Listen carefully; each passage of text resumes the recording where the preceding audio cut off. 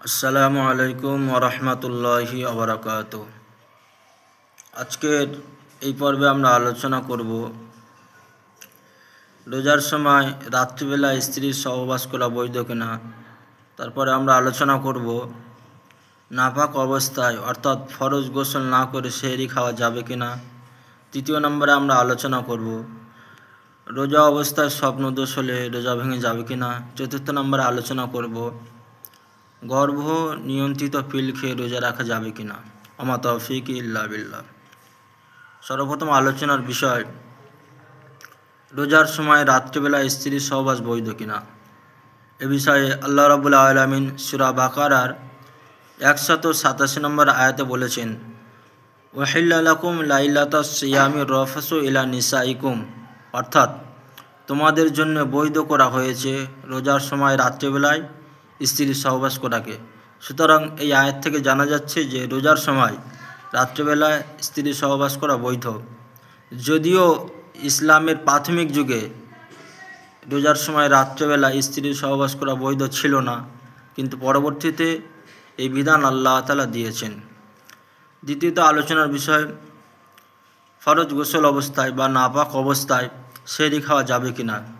এ বিষয়ে সহিহ বুখারী 1925 নম্বর হাদিসের মধ্যে এসেছে, হযরত উম্মে সালামা ও আম্মাজান আয়েশা রাদিয়াল্লাহু আনহুমা উভয়ের থেকে হাদিস বর্ণিত আছে, কানা ইউদরিকুল ফাজরু ওয়া হুয়া জুনুবুন মিন আহলি সুম্মা ইয়াগতাসিলু ওয়া ইয়াসুমু, অর্থাৎ আল্লাহর হাবিব সাল্লাল্লাহু আলাইহি সাল্লাম রোজার মাসে কখনো কখনো নাপাক অবস্থায় অর্থাৎ ফরজ গোসল না করে সেহরি খেতেন, অতঃপর নামাজ পড়ার জন্য সুম্মা ইয়াগতাসিলু গোসল করতেন, ওয়া ইয়াসুমু এবং এই রোজাকে রাখতেন, রোজা ভাঙতেন না। সুতরাং এই হাদিস থেকে জানা যায় যে ফরজ গোসল না করেও সেহরি খাওয়া যাবে, আর তারপরেই কিন্তু গোসল করে নিতে হবে, যেহেতু ফজরের নামাজ পড়তে হবে।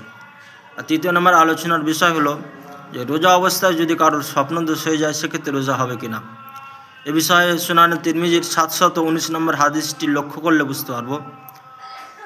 আন আবি সাঈদ আল-খুদরি রাদিয়াল্লাহু আনহু ক্বাল ক্বালা রাসূলুল্লাহ সাল্লাল্লাহু আলাইহি সাল্লাম সালাসুন লা ইফতুন্নাস সাঈম। এই হাদিসের মধ্যে বলা হচ্ছে আল্লাহ রাসূল সাল্লাল্লাহু আলাইহি সাল্লাম বলেছেন, তিনটি এমন বিষয় আছে লা ইফতুন্নাস সাঈম, যেটা রোজা যার দ্বারাই রোজা ভেঙে যায় না।